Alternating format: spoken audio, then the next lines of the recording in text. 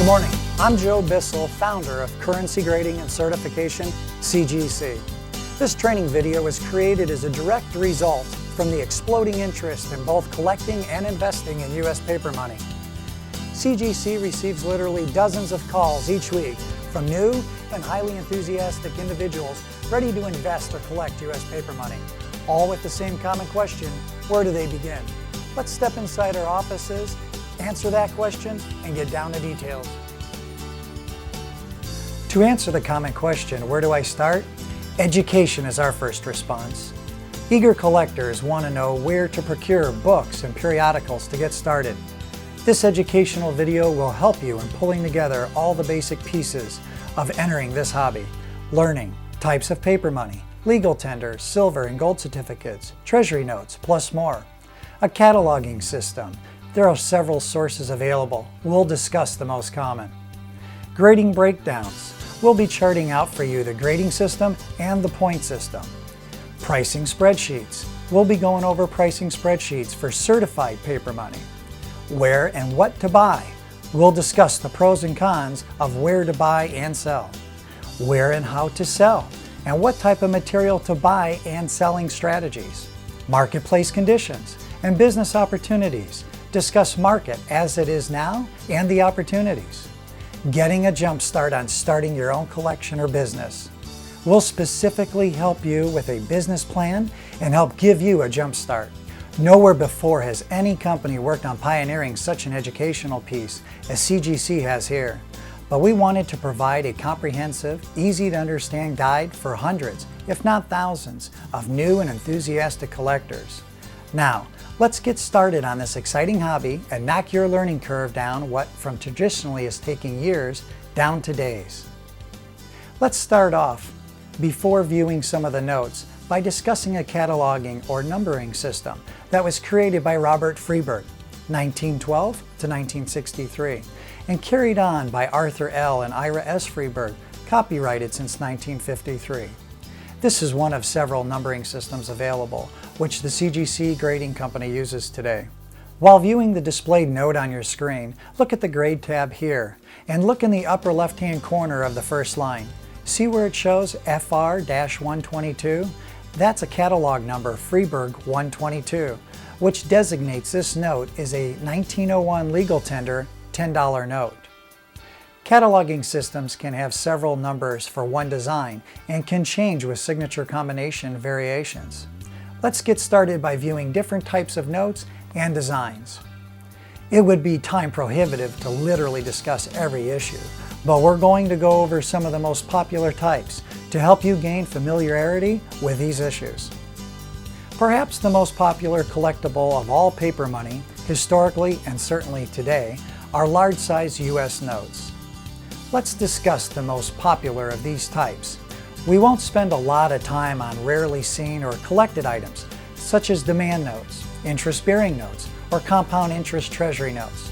Highly collectible large-size notes come in several categories. These are the majority. Legal tender notes, starting in 1862. Silver certificates, dating back from 1880 to 1923. Gold certificates from 1863 to 1922. Treasury notes, dating from 1890 and 1891. National bank notes from 1862 to 1902. Star notes have certainly grown in popularity in many of the above issues. Let's open the vault door now and view some of these beautiful notes. Legal tenders were the first U.S. legal issued notes back in 1862. With this note featured here displaying Solomon Chase, Secretary of the Treasury under Lincoln, 1861 to 64. This note is an example of the 1862 series of U.S. legal tender notes. The next note is a $1 example of the 1869 Rainbow series, which of course gained its name from the breathtaking and notorious rainbow colors. In the same 1869 set, here's an example of the $5 rainbow note, dubbed the Woodchopper or Pioneer family from its center portrait. Continuing in the same 1869 set is an example of the $10 Jackass note, which gained its nickname from the eagle at the bottom center when the note is turned upside down. Looks like a donkey or jackass. Many believe this was the work of the engraver, making a political statement about Daniel Webster, U.S. statesman. The design to the right, Pocahontas being presented to the British royal family. Next, certainly one of the most popular designs available in American paper money, the bison note, arguably either a black diamond or a Pueblo buffalo. The note also features Meriwether Lewis, 1774 to 1908, and Lewis Clark, 1770 to 1838, and of course famed for their exploration of the uncharted West, funded by Jefferson at a cost of just $2,500. Silver certificates were actually first issued in 1878 and 1880, but are rarely seen. We'll focus on the subsequent issues, second and fifth issues, of silvers dating 1886, 1891, 1896, 1899, 1908, and 1923. Let's first start by discussing, undebatably, the most popular of all silver certificates, and in some instances, the most popular of all notes, which also falls into the popular sets, the 1896 Educational Set and the 1899 Native American Set. This first note is a $1 1896 note designed by William Lowe and engraved by Charles Schlecht. This note is referred to as History Instructing Youth. To the front, you can see the Constitution. In the background, the Washington Monument and the Capitol. You'll also find some very famous names around the borders encased in decorative wreaths. You can literally read the Constitution right off the tablet, although you may want to be wearing your glasses when you read this one. The back of this note contains the only family portrait featured on U.S. paper, of course, George and Martha Washington. This $2 1896, the second note of a three-piece set, is a representation of science presenting steam and electricity to commerce and manufacture. The reverse of this note contains two famous American inventors, Samuel Morse, of course, who invented the Morse code, and Robert Fulton, who was mistakenly accredited for the invention of the steamboat. The final note in this set is the $5 1896, which of course depicts electricity, the dominant force in the world. There was a public outcry over the depiction of this half-naked female, which caused the note to be prematurely withdrawn from circulation, replaced by the 1899 series, which is coming up next. This first of three note series in the 1899 silver certificate set, coming up is the 2 and the 5, this note is commonly referred to as the Black Eagle and is the only note to have ever featured two American presidents. This note is the $2 1899, going with the set of the Black Eagle above, and is commonly referred to as the agricultural note because Washington, center, is between two mythical figures representing mechanics and agriculture. The final note in the 1899 set is the $5 1899 silver certificate, which features Tatoka Inyanka, or Chief Running Antelope, also right up at the top for popularity of the U.S. notes. He was a member of the Hunkpapa or Hunkpapa Sioux tribe. He was also known as Chief Hunkpapa. You can read so much more about him online, www.gradedcurrency.com, and click on the Gold Sheet newsletter.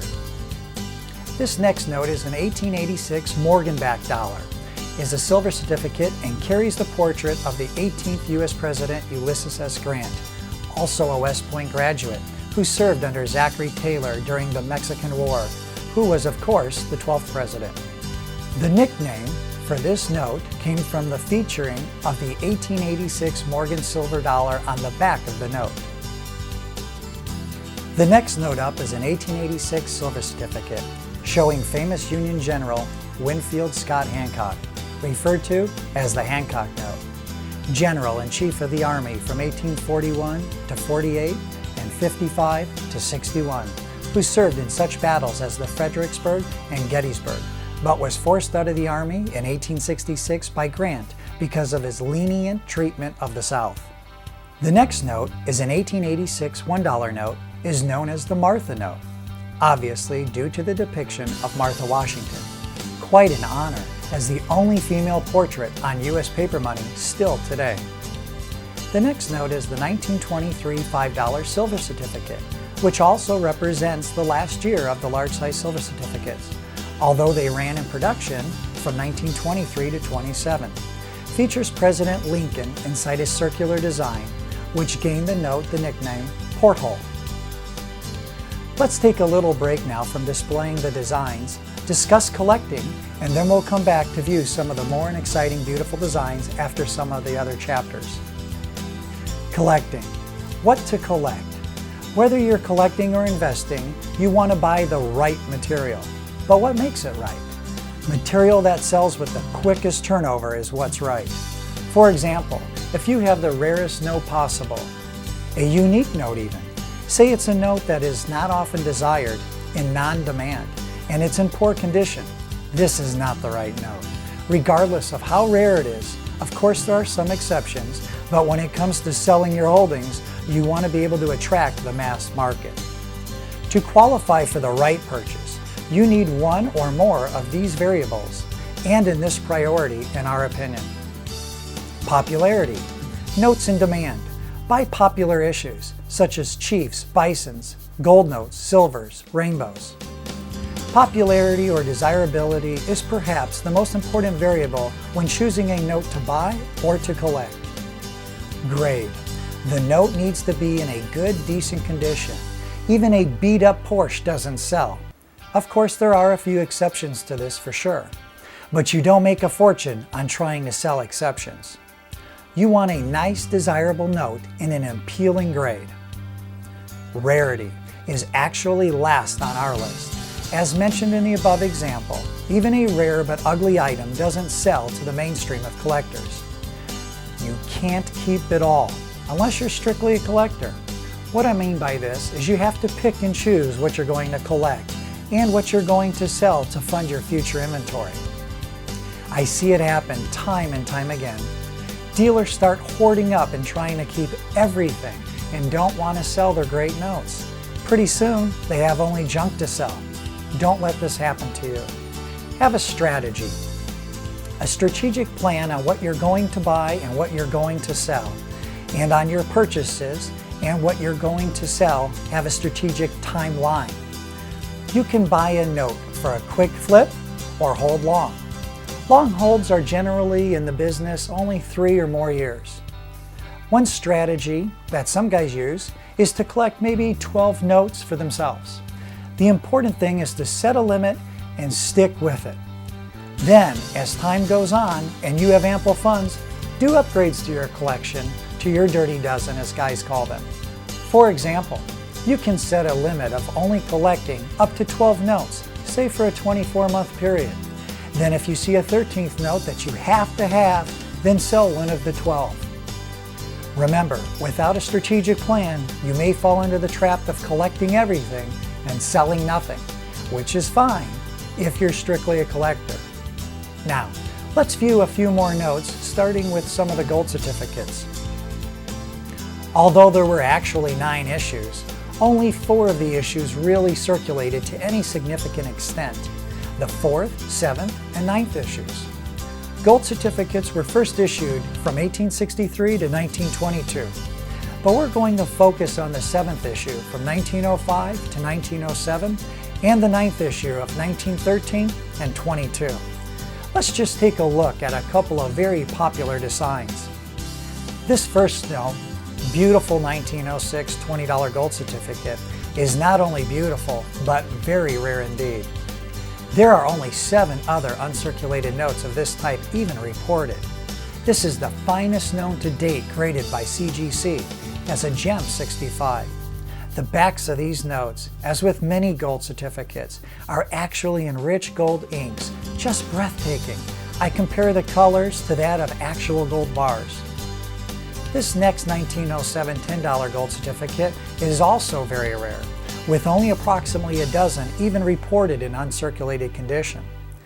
This note features Michael Hillegas in its portrait. Hillegas was the first treasurer of the United States from 1775 to 1789. He became wealthy through sugar and iron manufacturing. He was very good friends with Ben Franklin, so much in fact that he's buried right next to him in Philadelphia, near the Liberty Bell in Independence Hall. This last example shown is an 1882 $100 gold certificate that shows Thomas Hart Benton, who served as both U.S. Senate in 1821 Missouri and in the House of Representatives. Benton was known for his beliefs in the importance of using gold and silver to purchase public land, which helped develop the West. Now, let's move on to the discussion on pricing, and we'll view some more beautiful notes shortly. Pricing. In discussing prices, we have to remember it's in the context of where we are in the marketplace today, which is in its infancy. What is something really worth? I think we'd all agree it's worth what it sells for in the open marketplace. This is the case with all goods. We've tracked prices realized for many notes sold through several venues and have recorded these prices in an easy-to-use spreadsheet, as you can see on your screen now. This spreadsheet lists the types of notes by year, denomination, and catalog number on the left-hand side with various grades going across horizontally at the top. So in this example, you can see that a $1 1899 Black Eagle in a CGC 66 holder is sold at least once for $3,500. This is not always the case. There are times when a lapse of time has passed without a recorded sale, which can be attributed to the rarity of the note or information just not being available. So some of the listed prices are extrapolated from other sales, perhaps in grades of close proximity, etc. This publication is the U.S. Currencies Price Guide and Market Sheet Update, aka the Gold Sheet. And this is very important to hear, lists prices for only CGC certified product. Sales for raw material or notes certified by other grading companies generally sell for substantially less. The Gold Sheet is updated every 2 months and is completely free online. Used to be $60 a year, but the publication workload grew so large with its subscriber base, so it was decided to list it on the website completely free. This publication is a great educational tool. Not only does it reflect the current market prices, but it also has fantastic educational articles. And it helps you keep your pulse on what's going on in the marketplace today. You can just log on to www.gradedcurrency.com and look about midway down the front page and look for the Gold Sheet icon and click on that. Then you'll see a grid come up with all the years of archived issues.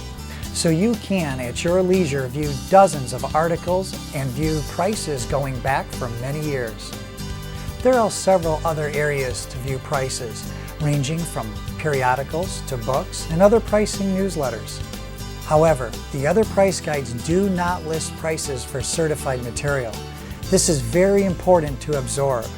Again, the Gold Sheet is the only publication to record and publish prices realized for certified notes, CGC. This causes great inconsistencies with other price guides. For example, let's say a note is listed by a traditional auction house as gem uncirculated, but the note contains a pressed out centerfold.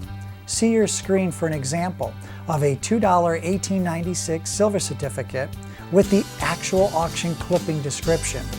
So the note sells for only $1,200, but is listed in other price guides, or in the Gold Sheet under gem as $9,250. The results are heavily skewed because the note is not in the condition as it's being presented. However, a novice collector or investor may have mistakenly not known this and have paid $3,000 for the note, not knowing it's really only an almost uncirculated or AU note. As in other industries, such as diamonds or coins, certified material is worth substantially more than non-authenticated or certified items.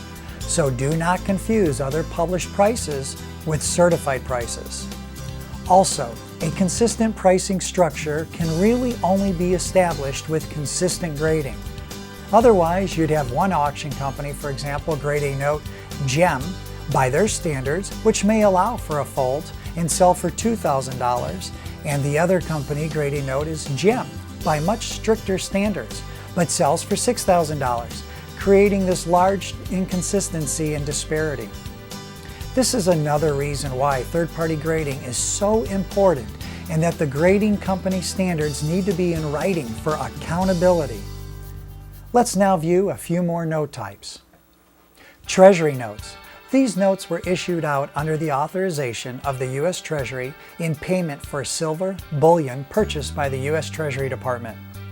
This 1890 Treasury note, dubbed Fancy Back because of the ornate design on the reverse, features General Philip H. Sheridan, who attended West Point but was suspended for a year for fighting with a cadet in 1851, but graduated in 1853. Sheridan was the driving force in getting General Lee out of Petersburg. Sheridan was honored with the 4th star as a general, one of only 4 men at the time to receive such an honor, by President Cleveland. Sheridan then suffered a string of heart attacks and passed away at the youthful age of only 52 on August 5, 1888. Treasury notes were issued in 1890 and in 1891. Now let's view a few examples of national banknotes. National banknotes were issued in 3 issues, ranging from the 1863 to 1902 in the first charter, 1882 to 1922 for the second charter, and 1902 to 1929 for the third and last of the large-size charter. Here's a beautiful example of a lazy deuce, nicknamed, of course, for the 2 laying on its side. This example is from the original series, 1860s, featuring the beautiful vignette of a woman holding a flag on the front and Sir Walter Raleigh in England, 1585 on the reverse. Next is an example of an 1882 brownback. Is a $10 note featuring gorgeous vignettes of Ben Franklin drawing electricity from the sky with a kite and key on the left, and on the right side is Liberty soaring on an eagle holding lightning in her hand. Now let's move on to our next chapter, grading and certification. We'll be displaying shortly, at the end of this discussion, the grading scale in its point system of 1 to 70. The scale will show you in detail the names of each grade and the respective categories. First, let's have a discussion on grading. Perhaps the most important variable when collecting or investing in any item is the assurance of the item's authentication and condition. This certainly holds true with paper money. Just as if you were going to buy a diamond, you certainly wouldn't want to conclude a transaction without the diamond being certified, if it's of any great value, to assure its authentication and true condition. I say true condition because even a point grade difference in a diamond or a piece of paper money can mean substantial price